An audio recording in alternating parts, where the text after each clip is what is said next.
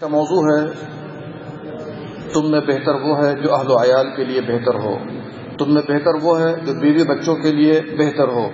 نحمدہ ونصلی علی رسول الکریم، اما بعد۔ اہل ایمان، جب بات پیارے نبی صلی اللہ علیہ وسلم کی سیرت کے متعلق ہو تو بات سنہری اور دلکش ہوتی ہے۔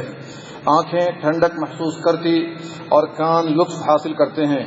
ایسا کیوں نہ ہو، اس لیے ایک اس ہستی کے متعلق بات ہے جن کے ذریعے اللہ نے انسانیت کو زندہ کیا، انہیں تاریکیوں سے نور کی طرف لا کھڑا کیا۔ کلام میں حلاوت کیوں نہ ہو، اس لیے کہ یہ ان کا تذکرہ ہے جن سے اللہ نے محبت کی اور انہیں منتخب فرمایا، ان کی عزت کی اور انہیں چن لیا، انہیں نور بنایا جو سیدھی راہ کی رہنمائی کرتے ہیں۔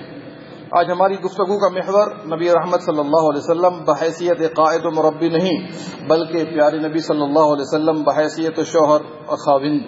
بھائیو، آئیں ہم نبی صلی اللہ علیہ وسلم کی زندگی جو ازدواجی زندگی ہے اس کے چند گوشے ظاہر کرتے ہیں تاکہ معلوم کر سکیں کہ آپ صلی اللہ علیہ وسلم کا اخلاق و نمونہ ازواج مطہرات کے ساتھ کیسا ہوتا تھا۔ آج ہمیں اس کی سخت ضرورت ہے تاکہ ہم خود کو اور اپنے خاندان و معاشرہ کو اس شفاف رہنمائی اور سنہرے اخلاق سے سیراب کریں، بالخصوص ایسے نازک وقت میں جبکہ چہار جانب سے فتنے امڈ کر آ رہے ہیں۔ تلخ کلامی اور سختی و خشکی نے ہمارے گھروں کو اجاڑ ڈالا، گھروں سے طلاق کی آواز نے اہل خرد کو بے چین کر دیا، گھریلو جھگڑے اور بات بات پر ناچاقی نے اطمینان و سکون کو غارت کر ڈالا۔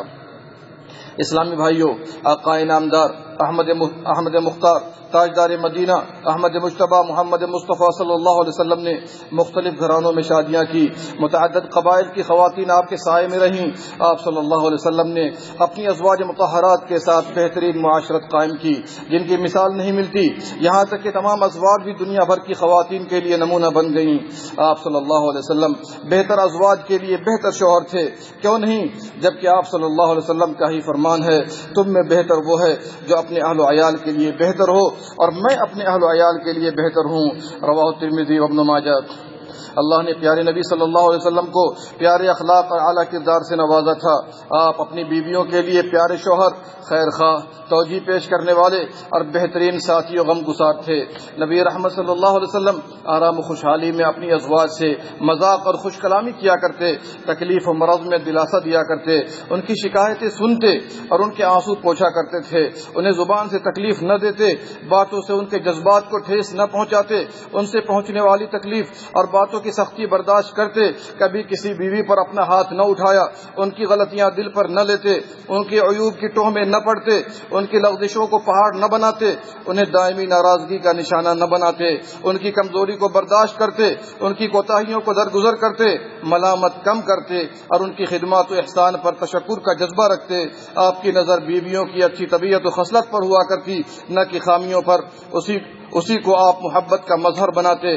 اس میں تعجب کی کوئی بات نہیں، جبکہ آپ ہی کا فرمان عالی ہے، مومن مومنہ سے بغض نہ رکھے، اگر اس کی ایک عادت ناپسند ہو تو دوسری پسند آئے گی۔ رواہ مسلم۔ اللہ کے بندو، اب ہم گھرانہ نبوت سے قریب آئیں تاکہ ان مناظر و مشاہد کا معائنہ کریں جنہیں کتب سنت نے محفوظ کر رکھا ہے۔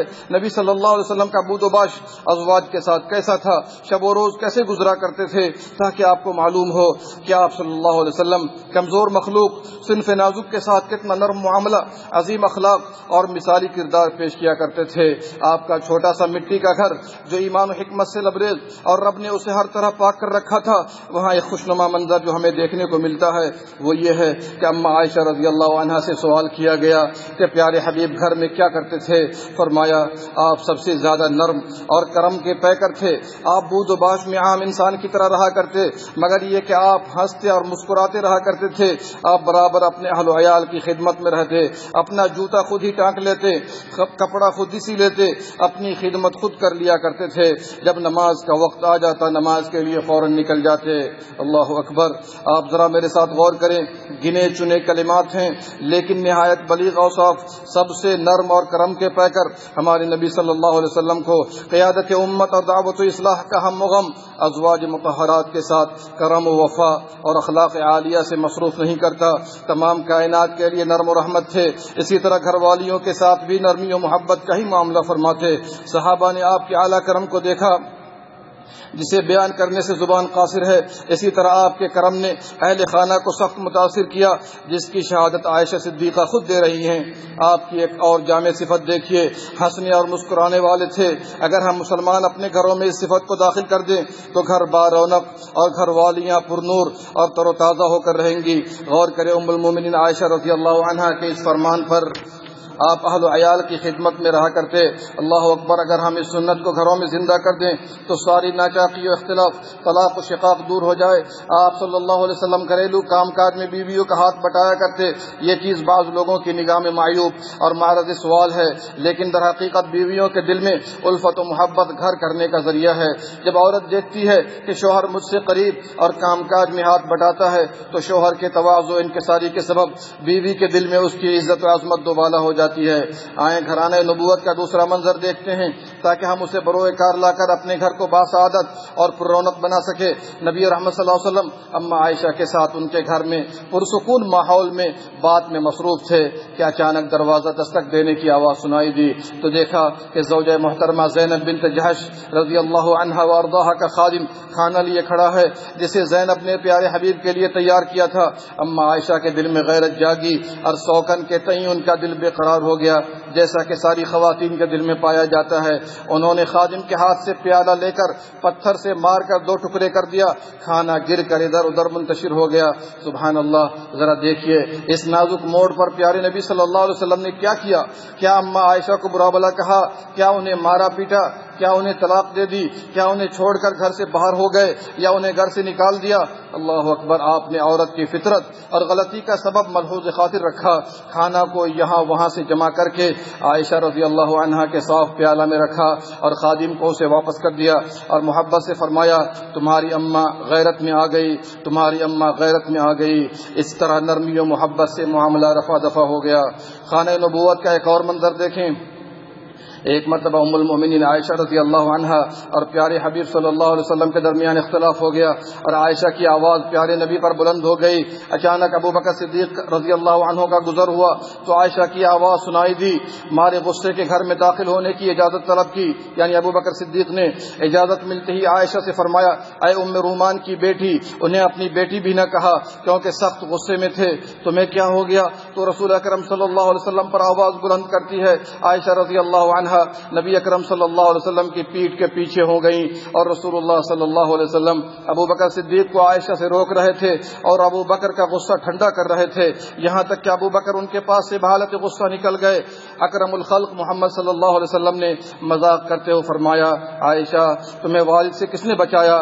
عائشہ شرمسار ہو گئیں اور معاملہ رفع دفع ہو گیا۔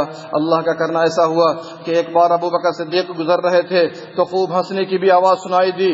اجازت طلب کی، گھر میں داخل ہو کر فرمایا، تم لوگوں نے بوقت صلح مجھے داخل کیا جیسے تم دونوں نے بوقت جھگڑا داخل کیا۔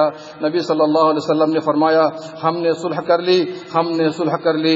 اللہ اکبر، اس میں شک نہیں کہ نبی رحمت صلی اللہ علیہ وسلم کا حیات بوقت مشکلات و اختلافات صبر و بردباری کا دامن مضبوطی سے تھامے رہتے اور مزید بردباری میں اضافہ ہوتا رہتا۔ دوستو، خاندان نبوت کا ایک اور نمونہ ملاحظہ فرمائیں کہ آپ صلی اللہ علیہ وسلم بہت سے معاملات میں اہل خانہ سے مشورہ بھی کیا کرتے تھے۔ کتب حدیث نے وہ واقعہ بھی نقل کیا ہے کہ نبی صلی اللہ علیہ وسلم کعبہ مشرفہ سے روک دیے جاتے ہیں اور مقام حدیبیہ پر کفار سے صلح بھی کر لیتے ہیں۔ چنانچہ نبی صلی اللہ علیہ وسلم اپنے اصحاب کرام کو حکم دیتے ہیں جنہوں نے احرام لگایا ہوا تھا کہ لوگ قربانی کر لیں اور بال مڈوا لیں۔ صحابہ کرام کے دلوں پر یہ بات شاق گزری کہ وہ عمرہ کے غرض سے نکلے تھے، انہوں نے نبی رحمت صلی اللہ علیہ وسلم کی بات نہ مانی۔ نبی صلی اللہ علیہ وسلم اپنے خیمے میں داخل ہوئے اور آپ کے چہرہ انور پر غصہ کے آثار نمایاں تھے۔ آپ صلی اللہ علیہ وسلم نے ام سلمہ رضی اللہ عنہا سے مشورہ کرتے ہوئے فرمایا، لوگوں کو کیا ہو گیا ہے کہ میں حکم دے رہا ہوں اور لوگ میری بات نہیں مانتے؟ ام سلمہ رضی اللہ عنہا نے ایسا مشورہ دیا کہ پیارے حبیب کا دل باغ باغ ہو گیا۔ ام سلمہ نے فرمایا، آپ نکلیں اور کسی سے کوئی بات نہ کریں، پھر اپنا اونٹ ذبح کریں اور سر مڈوا لیں۔ اتنا کرنا تھا کہ صحابہ نے دیکھتے ہی جانور ذبح کیے اور سر بھی مڈوا لیا۔ دیکھا آپ نے مسلمانوں، یہ چند نمونے نبی رحمت صلی اللہ علیہ وسلم کے گزرے کہ آپ کا حسن اخلاق ازواج مطہرات کے ساتھ کیسا تھا۔ سارے مسلمان انہیں نمونہ مانتے ہوئے اپنے اہل و عیال کے ساتھ نرمی و محبت اور اخلاق و رحمت کا معاملہ کریں۔ شوہر و بیوی کے درمیان اتار چڑھاؤ یقینی ہے، شوہر و بیوی کے درمیان اتار چڑھاؤ یقینی ہے، لیکن صبر و بردباری کے ساتھ زندگی کی کشتی کھینچتے رہیں، اللہ آپ کو اجر عظیم سے نوازے گا۔ یہاں واضح رہے کہ شوہر و بیوی جب تک دین و عبادات پر گامزن ہوں گے، اخلاق و نرمی والا تعامل پیش کریں گے تو انشاءاللہ دنیا جنت بن جائے گی۔ اللہ سارے مسلم گھرانوں اور خاندانوں کو دین و ایمان پر قائم رکھے اور سعادت و کامرانی سے نوازے، آمین یا رب العالمین۔ اللہم صلی علی نبینا محمد وعلی آلہ وصحبہ اجمعین۔